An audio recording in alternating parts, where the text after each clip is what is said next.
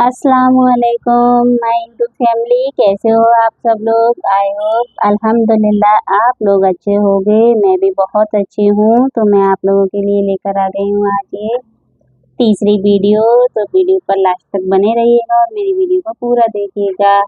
आज की वीडियो का टॉपिक है अपना सास बहू का रिलेशनशिप। सास और बहू का रिश्ता फ्रेंड्स बहुत ही खट्टा मीठा सा रिश्ता होता है। एक लड़की के लिए शादी के बाद का जीवन आसान होगा या कठिन, यह उसके पति पर या शौहर पर निर्भर नहीं करता है। क्यों, सच कहा ना। ये उसके शौहर पर निर्भर नहीं करता है, बल्कि ये निर्भर करता है उसकी सासू माँ पर। जाहिर सी बात है, उसे रहना तो सासू माँ के साथ ही है ना। शौहर तो काम पर जाएंगे, पति जो होते हैं वो काम पर ही जाते हैं। दिन भर तो सासू माँ के साथ रहना होता है। तो ससुराल में आते ही दुल्हन को सबसे अधिक वक्त सास के साथ ही बिताना पड़ता है। सास ही बहू को ससुराल के बारे में बहुत सारी बातें बताती है, रहन सहन बताती है, बहुत सारी चीज़ें बताती है। सास ही बहू को ससुराल की जिम्मेदारियां भी देती है, उनके बारे में समझाती भी है। परिवारों के सदस्यों को क्या पसंद है, क्या नापसंद है, ये सब सारी चीज़ें ससुराल में सास ही बताती है। एक माँ की तरह ही सास बहू को सारी बातें सिखाती है। तो क्यों ना इस रिश्ते को एक माँ और बेटी की तरह ही बना लेना चाहिए। पर जाहिर सी बात है कि ऐसा होता नहीं है, क्योंकि कोशिश दोनों तरफ से करना पड़ती है और दोनों तरफ से कोशिश होना बड़ी मुश्किल की बात है। आप लोग समझ सकते हो मेरी बातों को, क्योंकि सास तो हर किसी के पास होती है ना। सबके पास होती है, मेरे पास भी है, कोई बात नहीं।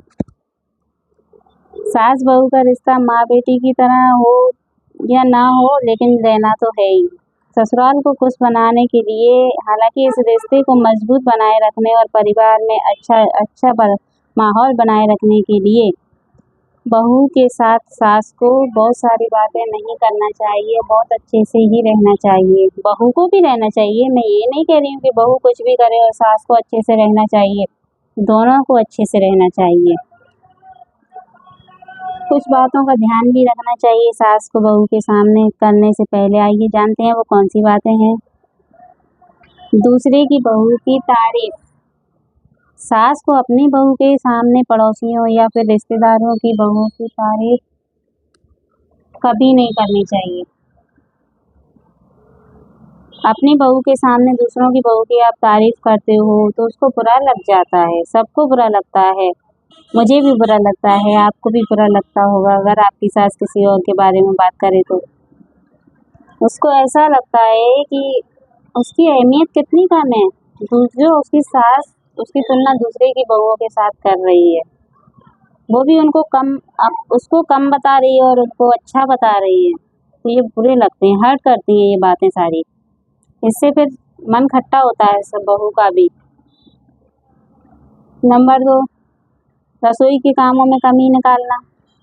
ये तो हर सास का बहुत ही पसंदीदा काम है। सच कहा ना मैंने। घर के काम काज या रसोई में खाना बनाने का तरीका सास और बहू का अलग अलग ही होता है, कभी एक सा नहीं होता है। जरूरी नहीं है कि जिस तरीके से आप खाना बनाती थी आपकी बहू भी उसी तरीके से खाना बनाएगी। क्यों बनाए भाई, वो आज के ज़माने की लड़की है, आपका ज़माना गया अब।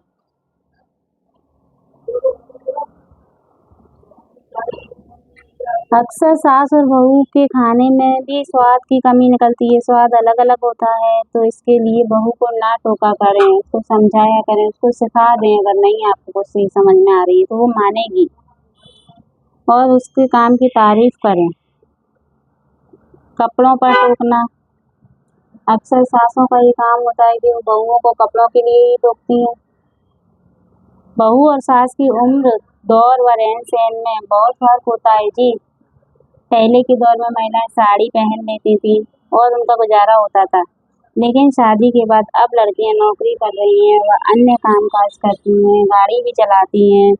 तो उसके लिए वह सलवार सूट पहनना, कुर्ती पहनना, जीन्स पहनना, ये सारी चीज़ें पसंद करती हैं।